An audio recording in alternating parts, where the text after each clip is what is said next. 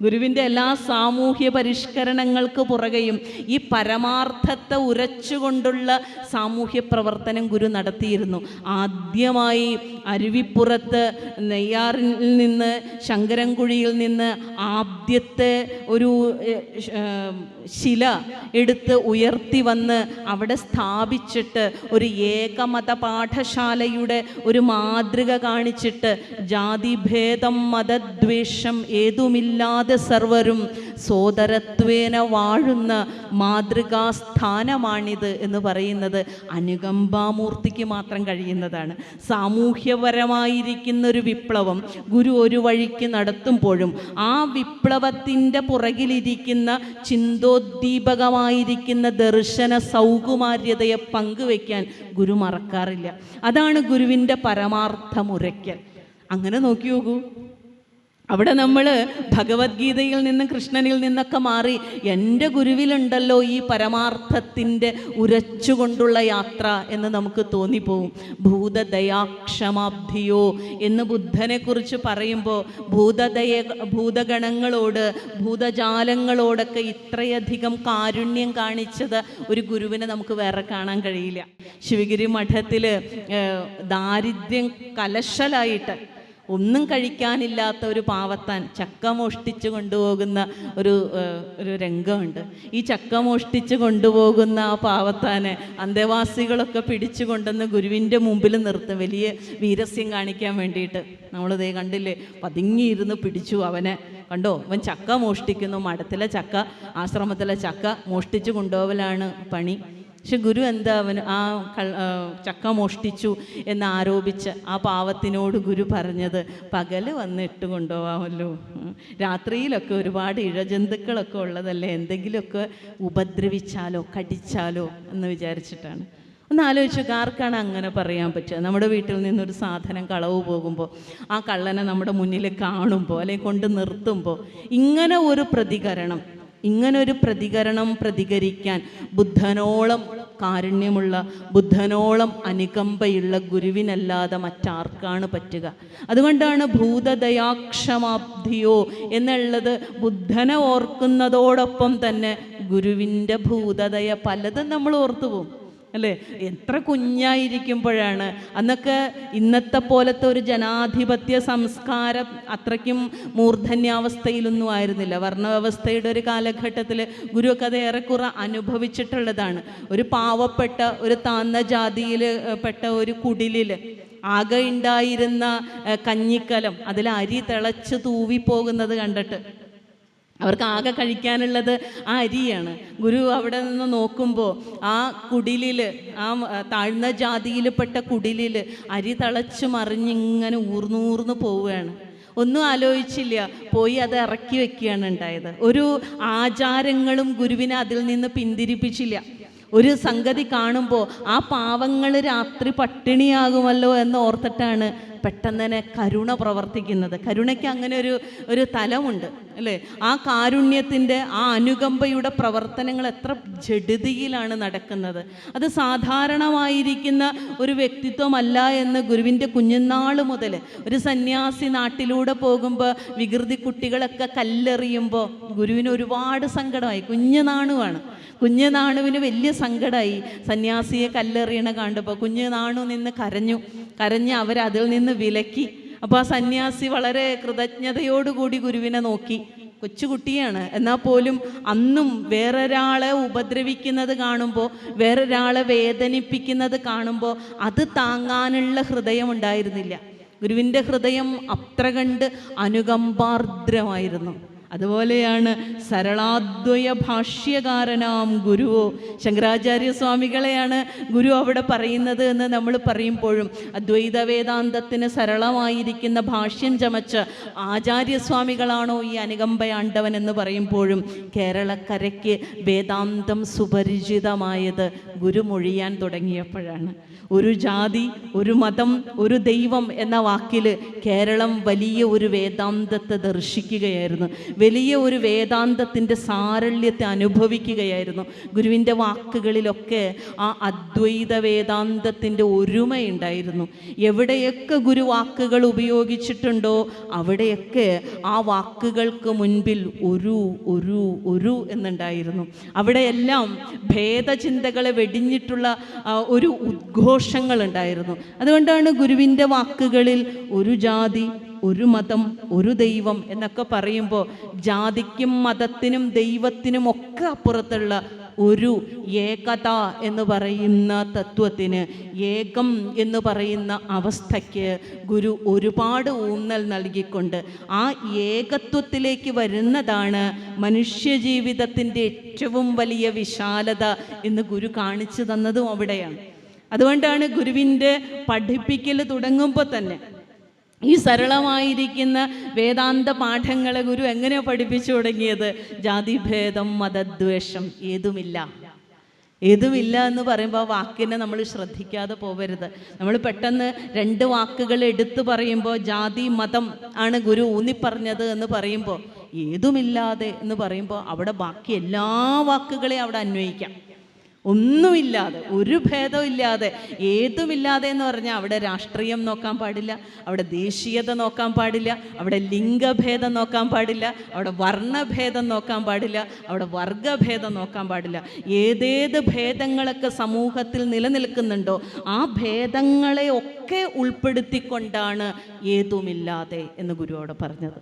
ജാതിഭേദം മാത്രമല്ല, മതദ്വേഷം മാത്രമല്ല, ഏതുമില്ലാതെ എന്ന് പറയുമ്പോൾ സകല ഭേദചിന്തകളെയും നിരാകരിക്കുന്ന ഒരു ഇടം, അത് സാക്ഷാത്കരിക്കാൻ കഴിയും.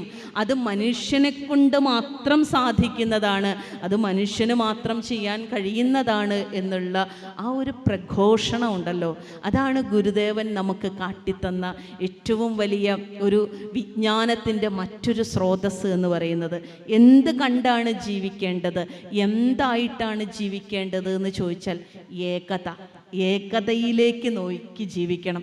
ഒരു എന്ന് പറയുന്ന എല്ലാറ്റിനെയും ആശ്രയിക്കുന്ന അല്ലെങ്കിൽ എല്ലാറ്റിനെയും സമാശ്ലേഷിക്കുന്ന ആ വാക്കിലേക്ക് നമ്മൾ വരണം. നാരായണ ഗുരുദേവൻ്റെ ആത്മോപദേശ ശതകത്തിൽ ഗുരു അവതരിപ്പിക്കുന്ന വിദ്യാഭ്യാസ ദർശനമുണ്ട്. എന്താണ് യഥാർത്ഥ വിദ്യാഭ്യാസം, എന്താണ് അറിവ് എന്ന് ചോദിക്കുമ്പോൾ ഗുരു രണ്ട് അറിവുകളെ കുറിച്ച് പറഞ്ഞു തരുന്നുണ്ട്. ഒരറിവിൻ്റെ പേര് സമ എന്നാണ്, മറ്റൊരു അറിവിൻ്റെ പേര് അന്യ എന്നാണ്. സമ എന്ന അറിവിൻ്റെ പ്രത്യേകത എന്താണ് എന്ന് ചോദിക്കുമ്പോൾ ഗുരു പറയാണ്, പലവിധമായി അറിയുന്നതന്യ ഒന്നായി വിലസുവതാം സമ. എന്താണ് സമ? ഒന്നായിരിക്കുന്ന അറിവിൻ്റെ പേരാണ് സമ, പലതായിരിക്കുന്ന അറിവിൻ്റെ പേരാണ് അന്യ. എന്തിനാണ് ഈ രണ്ട് അറിവുകളെ പരിചയപ്പെടുത്തിയെന്ന് ചോദിച്ചാൽ, ഈ അന്യ എന്ന് പറയുന്ന അറിവ് നമ്മളിൽ ഉണ്ടായിരിക്കുന്നിടത്തോളം നമ്മളിങ്ങനെ ശിഥിലീകരണം നടത്തിക്കൊണ്ടിരിക്കും. അന്യ എന്ന് പറയുന്ന അറിവാണ് നമ്മളിൽ പ്രവർത്തിക്കുന്നതെങ്കിൽ നമ്മളെപ്പോഴും കലഹിക്കാനും നമ്മളെപ്പോഴും കോലാഹലങ്ങളിലേക്കും വാദങ്ങളിലേക്കും പോയിക്കൊണ്ടിരിക്കും. പക്ഷെ സമ എന്ന അറിവ് അങ്ങനെയല്ല. സമ എന്ന് പറയുന്നത് ഒന്നായി വിലസുവതാം സമ. സമ എല്ലാറ്റിനെയും യോജിപ്പിക്കുന്നതാണ്, സമ എല്ലാറ്റിനെയും ചേർത്ത് നിർത്തുന്നതാണ്. ഞാൻ എപ്പോഴും പറയാറുള്ളൊരു കഥയുണ്ട്, സൂചിയും നൂലിൻ്റെയും കഥ അല്ലേ. ഒരു സൻഗുരുവിൻ്റെ അടുത്ത് ഒരു ധനികൻ ഒരു കത്രികയുമായി വന്നു. സാധാരണ കത്രികയല്ല, സ്വർണ്ണ കത്രിക. ഈ സ്വർണ്ണ കത്രിക ആ ഗുരുവിൻ്റെ മുന്നിൽ വെച്ച് താണ് വണങ്ങിയപ്പോൾ ഗുരു വളരെ നിഷ്കളങ്കമായിട്ട് ഈ ഗുരു ചോദിച്ചു, എന്താണിത്, കൊള്ളാമല്ലോ എന്ന് ചോദിച്ചു. ഗുരുവിന് അറിയില്ല എന്താണത്. അപ്പോൾ ഈ ധനികൻ പറഞ്ഞു, ഇത് കത്രികയാണ് ഗുരു. കത്രികയോ? അതെന്താണ് അതിൻ്റെ ഉപകാരം എന്ന് ചോദിച്ചു. എന്താ അതുകൊണ്ട് ചെയ്യുക എന്ന് ചോദിച്ചു. അപ്പോൾ ഈ ധനികൻ പറഞ്ഞു, ഇതുകൊണ്ട് തുണികൾ മുറിക്കാം ഗുരു എന്ന് പറഞ്ഞു. ആഹാ, അങ്ങനെയോ എന്ന് ചോദിച്ചു. അപ്പോൾ ശിഷ്യനെ വിളിച്ചിട്ട് പറഞ്ഞു, ഒരു തുണിക്കഷ്ണം കൊണ്ടുവരാൻ പറഞ്ഞു. എന്നിട്ട് ഇതിൻ്റെ ജാലവിദ്യ ഒന്ന് കാണട്ടെ എന്ന് പറഞ്ഞു. അപ്പോൾ ഈ ധനികൻ ഈ ശിഷ്യൻ കൊണ്ടുവന്ന തുണിക്കഷ്ണം ഇങ്ങനെ പലതായിട്ട് വെട്ടിയിട്ടു. അപ്പോൾ നിഷ്കളങ്കമായി ചിരിച്ചുകൊണ്ടിരുന്ന ഗുരുവിൻ്റെ മുഖം ആകെ മാറി, ഗുരുവിൻ്റെ മുഖം ഗൗരവമായി. അപ്പോൾ ഗുരു ആ ധനികനോട് ചോദിച്ചു, ഇതാണോ ഇതിൻ്റെ ഉപയോഗം? ഒന്നായതിനെ പലതാക്കുകയാണല്ലോ ഇത് ചെയ്തത് എന്ന് ചോദിച്ചു. ഇതാണോ ഇതിൻ്റെ ഉപയോഗം? എന്നിട്ട് ശിഷ്യനോട് പറഞ്ഞു, ഒരു സൂചിയും നൂലും കൊണ്ടുവരാൻ പറഞ്ഞു. ആ ശിഷ്യൻ സൂചിയും നൂലും കൊണ്ടുവന്നപ്പോൾ ഗുരു പറഞ്ഞു, ഇതെല്ലാം തുന്നിച്ചേർക്കൂ എന്ന് പറഞ്ഞു. അപ്പോൾ ശിഷ്യൻ സൂചിയും നൂലും കൊണ്ടുവന്ന് അത് തുന്നിച്ചേർത്ത് പഴയ പോലെ തുണിയാക്കി. അപ്പോൾ ഗുരു കൂടെ നിന്നവരോട് പറയുകയാണ്, ജീവിതത്തിൽ ഒരിക്കലും നിങ്ങളൊരു കത്രികയാകരുത്. ജീവിതത്തിൽ നിങ്ങളെപ്പോഴും ഒരു സൂചിയും നൂലും ആകണം എന്ന്. ഒരിക്കലും ഒരു കത്രികയുടെ ധർമ്മം നിങ്ങൾ നടത്തരുത്. എന്ന് വെച്ചാൽ രണ്ടുപേര് ചേർന്നിരിക്കുന്നിടത്ത് ചെന്ന് വെട്ടരുത്. അവരങ്ങനെ ഇരിക്കട്ടെ. അവർ ചേർന്നിരിക്കുന്നത് കാണുമ്പോൾ സന്തോഷിക്കാൻ തോന്നണം. 10 പേര് ഒരുമിച്ച് സന്തോഷത്തോടെ 10 പേര് കൂട്ടുകാരായിട്ടിരിക്കണ കാണുമ്പോൾ നമ്മുടെ ഉള്ളിൽ സന്തോഷം തോന്നുന്നുണ്ട് എങ്കിൽ നമ്മളൊരു അഹിംസാലുവാണ്. പക്ഷെ പലപ്പോഴും നമുക്ക് അങ്ങനെയല്ല. നമ്മുടെ കൂടെ ഒരു 5 പേരെ കാണുമ്പോൾ അല്ലെങ്കിൽ വേറൊരാളുടെ കൂടെ ഒരു 5 പേരെ കണ്ടാൽ നമുക്ക് അസഹിഷ്ണുതയാണ്. ഇതെങ്ങനെ പൊളിക്കാം? അങ്ങനെ 5 പേര് കൂടെ നടക്കണ്ട. 5 പേരും 5ആയിട്ട് നടക്കാനുള്ള കത്രികയുമായി നമ്മൾ അതിനിടയിലേക്ക് പുറപ്പെടാറുണ്ട്. മനുഷ്യൻ്റെ അസഹിഷ്ണുത, മനുഷ്യൻ്റെ അസൂയ, മനുഷ്യൻ്റെ കാലുഷ്യങ്ങളൊക്കെ ഇങ്ങനെ വ്യക്തിബന്ധങ്ങളിൽ ഒരുപാട് വിള്ളലുകൾ ഉണ്ടാക്കാറുണ്ട്. പകരം ഗുരു നമ്മളോട് പറയുന്നത്, ഗുരുദേവ ദർശനത്തെ നമ്മൾ പഠിക്കുമ്പോൾ ഇത്തിരി കാലമാണ് നമ്മൾ ജീവിക്കുന്നതെങ്കിലും ആ ഇത്തിരി കാലം മനുഷ്യ മനസ്സുകളെ ഏകോപിപ്പിക്കാൻ നമുക്ക് കഴിയണം. ഒരു സൂചിയും നൂലും പോലെ 2 വ്യക്തികൾ അകന്ന് നിൽക്കുമ്പോൾ, വീട്ടിൽ മകനും ഭാര്യയും മിണ്ടാതിരിക്കണ കാണുമ്പോൾ സന്തോഷിക്കുന്ന ഒരമ്മ നല്ലൊരമ്മയല്ല. അവരെ കൂട്ടിച്ചേർപ്പിക്കണം. അല്പം പോലും സമയം കളയാതെ അവരെ കൂട്ടിച്ചേർപ്പിക്കണം. അവരെ എന്ത് പറഞ്ഞാലാണോ അവർ അവരുടെ വൈരം വെടിയുന്നത്, ആ വാക്കുകളെ കൊണ്ട് കൂട്ടി യോജിപ്പിക്കണം. അമ്മയും മകനും പിണങ്ങിയിരിക്കുന്ന കാണുമ്പോൾ അങ്ങനെ തന്നെ ഇരിക്കട്ടെ എന്ന് വിചാരിക്കുന്ന ഭാര്യ ഉത്തമയായ ഒരു ഭാര്യയല്ല. അവരെ കൂട്ടിച്ചേർപ്പിക്കണം. അപ്പോൾ എവിടെയൊക്കെ വിള്ളലുകളുണ്ടോ, എവിടെയൊക്കെ വേർതിരിവുകളുണ്ടോ, ഗുരു നമ്മളിൽ പ്രകാശിക്കുന്നുണ്ട് എങ്കിൽ, ഗുരുവിനെ നമ്മൾ യഥാർത്ഥത്തിൽ ആരാധിക്കുന്നുണ്ട് എങ്കിൽ ആ വിള്ളലുകളെ നമുക്ക് പൂരിപ്പിക്കാൻ പറ്റണം. ആ വിള്ളലുകളിൽ കൂടി ഒരു സൂചിയും നൂലും പോലെ, ഒരു ധാര കണക്കെ, ഒരു സൂത്രേ മണിഗണായിവ എന്ന് പറയുന്നത് പോലെ ഓരോ വ്യക്തിബന്ധങ്ങളെയും കോർത്ത് പൂമാലയാക്കി കൊണ്ടുപോകാൻ നമുക്ക് പറ്റണം. ഗുരു അങ്ങനെ ചെയ്ത ഒരാളാണ്. ഗുരു ഒന്നിനെയും ഉപേക്ഷിച്ചിട്ടില്ല, ഒരു വ്യക്തിയെയും ഉപേക്ഷിച്ചിട്ടില്ല. ഗുരുവിൻ്റെ കൂടെ ഉണ്ടായ സന്യാസി ശിഷ്യന്മാരെയൊക്കെ കളിയാക്കുമ്പോൾ ഗുരുവിന് സഹിക്കുമായിരുന്നില്ല. ഞാൻ എൻ്റെ ഉള്ള ശിഷ്യന്മാരെ വെച്ച് ജീവിച്ചു കൊള്ളാം എന്നാണ് പറഞ്ഞത്. ആ ശിഷ്യന്മാരെ നോക്കുമ്പോൾ ആരെങ്ങനെയൊക്കെ കുറ്റം പറയുമ്പോഴും ഗുരു അത് സമ്മതിക്കുമായിരുന്നില്ല. എൻ്റെ ശിഷ്യന്മാർ അവരത്ര നല്ല കുട്ടികളാണ് എന്നുള്ളൊരു ബോധ്യം ഉണ്ടായി. അപ്പോൾ നമുക്കറിയാം, നമ്മുടെ തൊട്ടടുത്താണ്, എരൂരാണ് നരസിംഹാശ്രമം. ഗുരുദേവൻ്റെ നേരിട്ടുള്ളൊരു ശിഷ്യനായിരുന്നു നരസിംഹസ്വാമികൾ. അപ്പം നരസിംഹസ്വാമികൾ ഗുരുവിൻ്റെ കണക്കുകളൊക്കെ സൂക്ഷിക്കുമായിരുന്നു. നരസിംഹസ്വാമികൾക്ക് അധികം വിദ്യാഭ്യാസമൊന്നും ഉണ്ടായിരുന്നില്ല. അപ്പോൾ അവിടെ വലിയ ഒരു കണക്കപ്പിള്ള വന്നപ്പോൾ ഗുരുവിനോട് പറഞ്ഞു, കണക്കൊന്നും എഴുതണ ശരിയാവണുണ്ടാവില്ല, അതിനുള്ള വിദ്യാഭ്യാസമല്ലേ നരസിംഹത്തിനുള്ളൂ എന്ന് പറഞ്ഞപ്പോൾ ഗുരു പറഞ്ഞത് എന്താണെന്നറിയോ? കണക്കറിയാത്തത് കൊണ്ട് കിട്ടുന്നതൊക്കെ നമ്മുടെ അടുത്ത് എത്തുന്നുണ്ട് എന്നാണ്. കണക്കറിയാത്തത് കൊണ്ട് കിട്ടുന്നതൊക്കെ നമ്മുടെ അടുത്ത് എത്തുന്നുണ്ട്. അതാണ് ഗുരു കാണുന്ന കണ്ണ് എന്ന് പറയുന്നത്. അതൊരു ഗുരുവിന് മാത്രം പറയാൻ പറ്റുന്നതാണ്. എത്ര നമ്മളുടെ ശിഷ്യന്മാരെ മറ്റുള്ള കുറവുകൾ കാണുമ്പോൾ അല്ലെങ്കിൽ പരിഹസിക്കുമ്പോഴും ഒരു യഥാർത്ഥ ഗുരു ആ സമയം അവരെ ഒന്നുകൂടി ആലിംഗനം ചെയ്യുകയാണ്, ഒന്നുകൂടി ചേർത്ത് നിർത്തുകയാണ്. അതിലവർ മതിമറന്നു പോവുകയാണ്. അതുകൊണ്ടാണ് ശിവലിംഗദാസ സ്വാമികളൊക്കെ ശിശരീ കുർവതേ ശാന്തൈ കടാക്ഷൈ ശിഷ്യ സഞ്ജയാൻ ബ്രഹ്മവിദ്യാ കോവിദായ തസ്മൈ ശ്രീ ഗുരവേ നമഃ അങ്ങനെ പാടിയത്. അതുകൊണ്ട് ശിശിരീ കുർവതേ ശാന്തൈ കടാക്ഷൈ, ശാന്തമായ കടാക്ഷങ്ങളെ കൊണ്ട് ശിഷ്യൻ്റെ തപിച്ചിരിക്കുന്ന ഹൃദയത്തിലേക്ക് ഒരു ഗംഗാപ്രവാഹം കണക്കെയാണല്ലോ ഗുരുവേ നിൻ്റെ കടാക്ഷം വരുന്നത്. ഞാൻ എത്ര തപ്തനാണ്, ഞാൻ എത്ര തപിച്ചിരിക്കുന്നവനാണ്, ഞാൻ എത്ര ചൂട് പിടിച്ച് മനസ്സുമായിട്ടിരിക്കുന്നവനാണ്. എൻ്റെ ദുഃഖങ്ങളുടെ വ്യഥ എന്ന് പറയുന്നത് വലിയ ഒരു അഗ്നിപർവ്വതം പോലെയാണ്. ആ അഗ്നിപർവ്വതത്തിലേക്കാണ് നിൻ്റെ ശാന്തമായിരിക്കുന്ന കൺകോണുകളിലെ കടാക്ഷം ഒരു ശീതരശ്മി കണക്ക് എന്നിലേക്ക് പതിക്കുമ്പോൾ എൻ്റെ സകല ദുഃഖങ്ങളും, എൻ്റെ സകല പാപങ്ങളും, എൻ്റെ സകല താപങ്ങളും അകന്നു പോവുകയാണ് എന്ന് പാടണമെങ്കിൽ ആ ശിഷ്യന് ആ ഗുരുവിൽ നിന്ന് കിട്ടിയ അനുഭവം എന്ന് പറയുന്നത് അത്തരത്തിലുള്ളതായതുകൊണ്ടാണ്. അപ്പം ഇങ്ങനെയാണ് ഗുരു വ്യക്തി മനസ്സിനെ, സമൂഹ മനസ്സിനെ ഇങ്ങനെ പരിചരിച്ചു കൊണ്ടിരുന്നത്.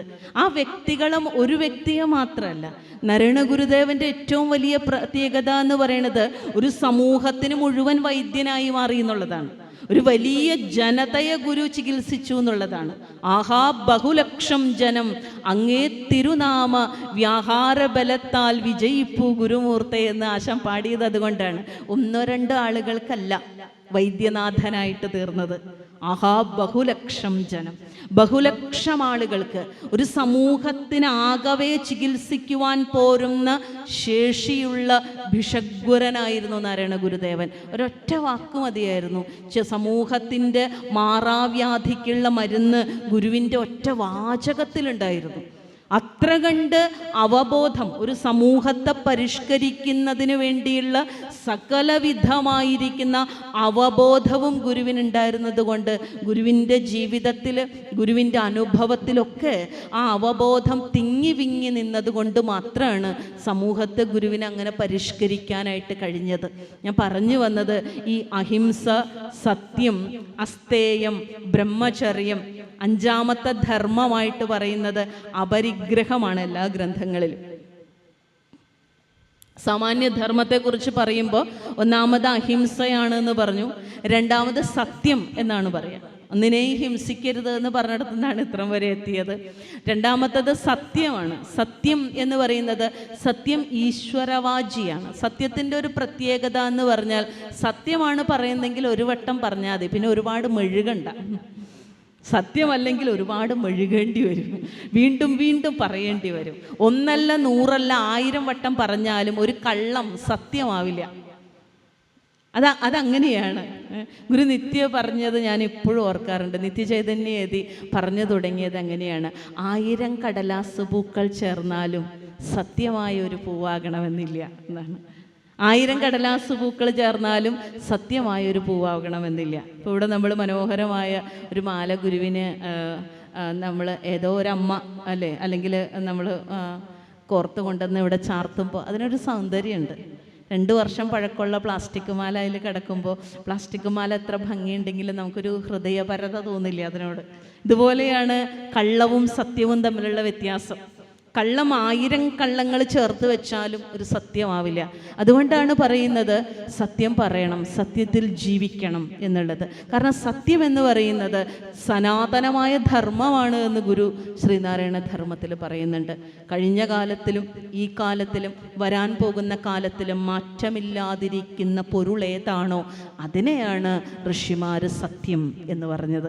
അതുകൊണ്ടാണ് ഗുരുദേവൻ ദൈവത്തിൻ്റെ നിർവചനം പറഞ്ഞപ്പോൾ നീ സത്യം എന്നാദ്യം പറഞ്ഞത്. അതിനുശേഷമാണ് നീ ജ്ഞാനം എന്ന് പറഞ്ഞത്. അതിനുശേഷമാണ് നീ ആനന്ദം എന്ന് പറഞ്ഞത്.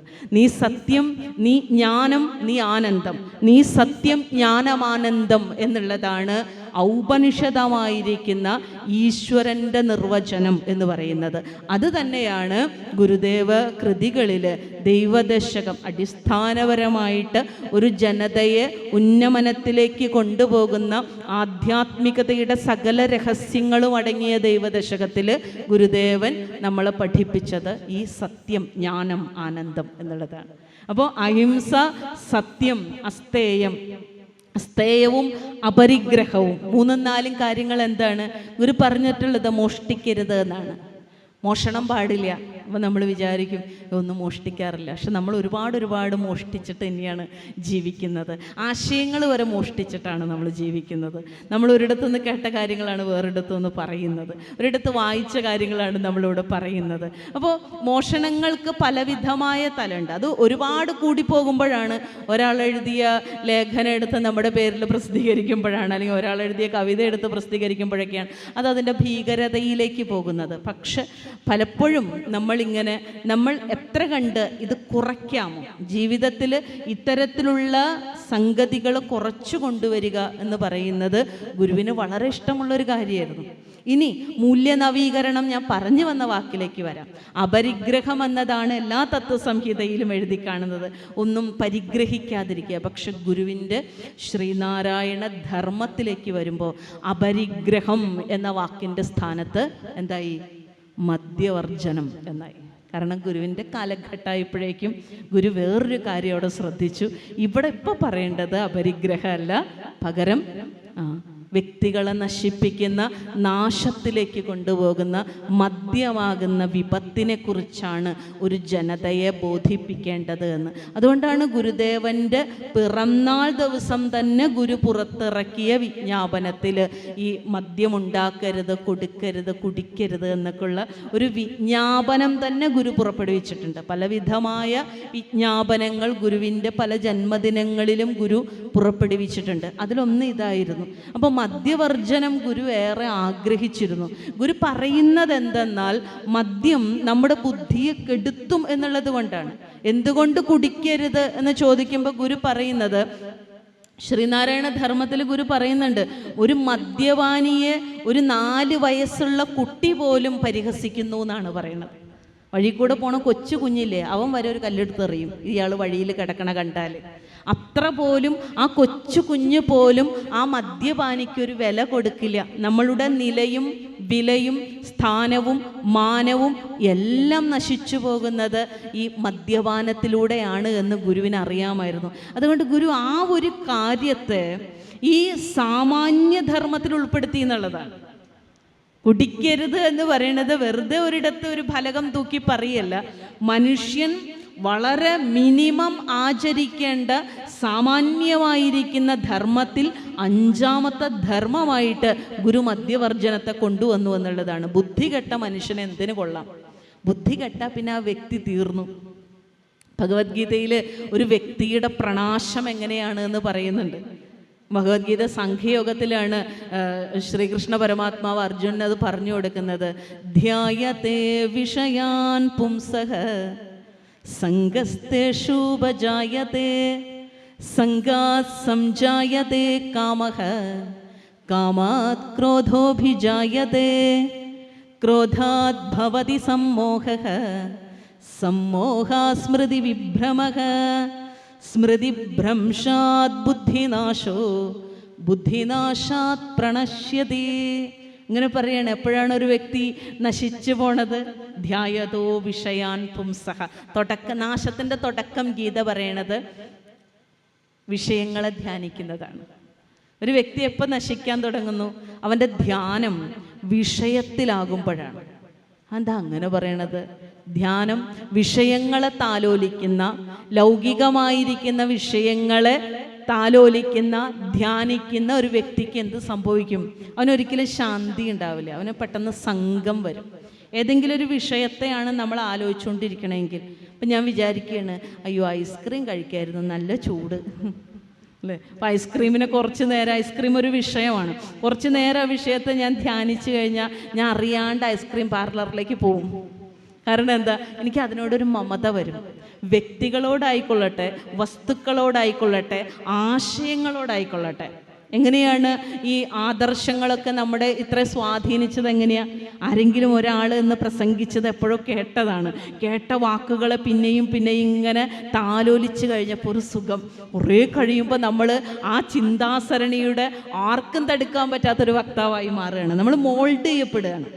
നമ്മൾ പോലും അറിയണില്ല നമ്മൾ ഇങ്ങനെ ആയിത്തീരുന്നത് എങ്ങനെയാണെന്ന്. ആരോ പറഞ്ഞ ഒരു പ്രസംഗത്തെ നമ്മൾ താലോലിച്ചതാണ്.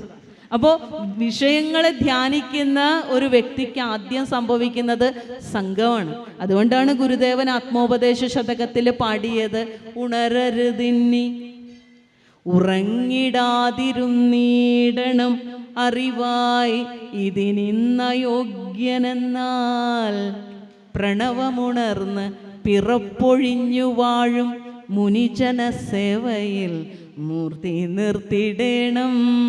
ഉണരരുത് ഇനി, എണീക്കണ്ട കേട്ടോ എന്നല്ല, ഉണരരുത് ഇനി, ഈ വിഷയങ്ങളിലേക്ക് ഉണരരുത്, ഉറങ്ങിടാതെ ഇരുന്നിടണം. നീ എന്തിനെയാണ് ധ്യാനിക്കേണ്ടത് എന്ന് ചോദിച്ചാൽ ഗുരുവിനെ ധ്യാനിക്കണം, ആത്മാവിനെ ധ്യാനിക്കണം, ചൈതന്യത്തെ ധ്യാനിക്കണം. അല്ലെങ്കിൽ എന്ത് പറ്റും?